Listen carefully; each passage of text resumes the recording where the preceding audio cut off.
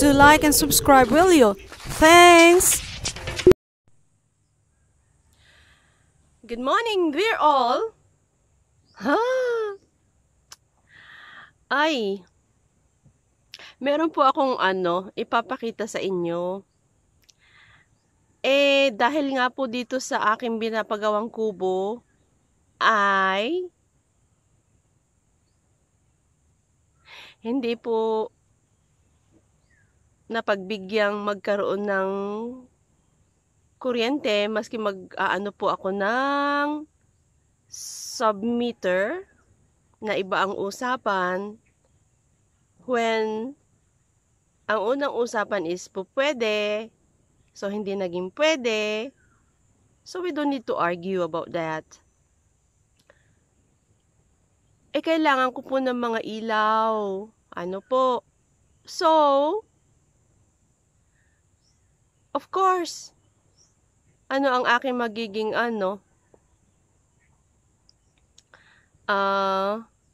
substitute aside from electricity?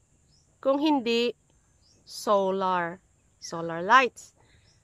So, medyo marami-rami akong nabili. 1, 2, 3, 4. Nagdagdag po ako ng 3 pa. Dahil wala po akong ilaw dito sa aking itaas at dito sa aking ibaba. Ang ibaba po nitong aking tinutulugan is gagawin kong food pantry. So pag na po yan, nalagyan na ng division, madidilim. So dumating yung aking order. Merchandiser from Shopee, of course. I'm not blaming Shopee at all. Kung hindi, yung pong mga merchandisers niya. You see, ang 100 watts solar panel is malaki po yan. Malaki ang kanyang ilaw. Dahil po sa I was so excited last night na makita yung aking binili. Tingnan niyo po yung pinaglagyan. Ang laki, right? Yan. Halos ganyang kalaki po ang solar panel ng 100 watt. At ang inilagay na laman, ganyan po siya kaliit. At ang kanyang solar panel, ganyan po siya kaliit. Ganyan siya kaliit. Ganyan lang siya kaliit. Ganyan lang. Yan. Very disappointing. Babayad ka ng kanilang presyo, hindi naman ibibigay yung ganang para sa iyong binili mo. Look. Gaano kaliit. Yan. Yan siya. Yan. Less than 1 dangkal. Less than 1 dangkal, ya. Sabi ko, para maiba-iba naman yung square. So, bulb ang binili ko. Yan. 100 watts. So, I don't know.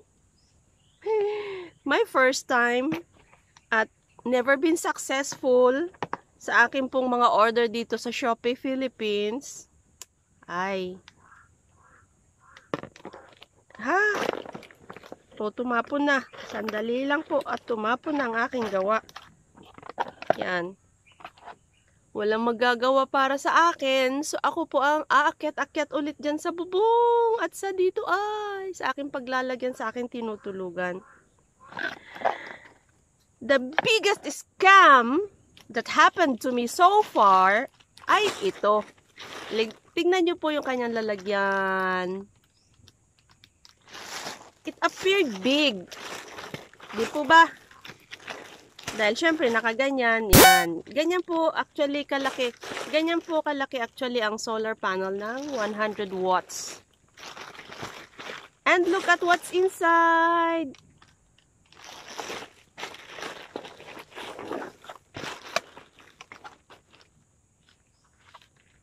Ito po yung binili kong 100 watts, which supposed to be malaki po kaysa rito. Malaki po yun. Triple po nito ang laki supposed to be. Yun nga pong aking 75 watts ay ang laki ay. Isa't kalahati po nito ang laki niya. Or almost 2. Ayan siya. Tingnan niyo yung panloloko ng mga merchandiser sa Shopee. Nakakadala. Dahil nandito po tayo sa lugar ng Lalao. At pupunta ka po sa Gumaca or sa Lucena. Too far. Ha? At tignan niyo po yung kanyang solar panel. Shopee merchandisers, you are bad. Hindi nakakatuwa.